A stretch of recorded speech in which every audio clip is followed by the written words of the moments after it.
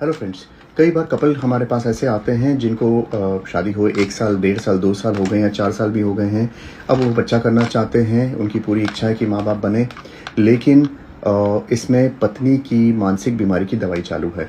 तो अब सबसे बड़ा ये क्वेश्चन आता है इस कपल के सामने, क्या हम आगे बढ़ सकते हैं? क्या उस प्रेगनेंसी का आउटकम कोई असहाय बच्चा तो पैदा नहीं होगा जिसको ज़िंदगी भर हमें ढूँढना होगा, कोई अपाहिज तो नहीं पैदा होगा? तो इसका आंसर है बिल्कुल, आप आगे बढ़ सकते हैं।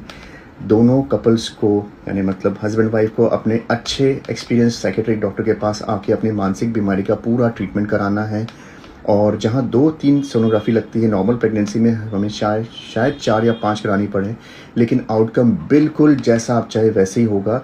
हाँ, हो सकता है बच्चा थोड़ा जल्दी पैदा हो सकता है थोड़ा वज़न से कम हो, या प्रेगनेंसी डिलीवरी होने का थोड़ा चिड़चिड़ा हो सकता है, लेकिन एक नॉर्मल बच्चा बिल्कुल पैदा हो सकता है।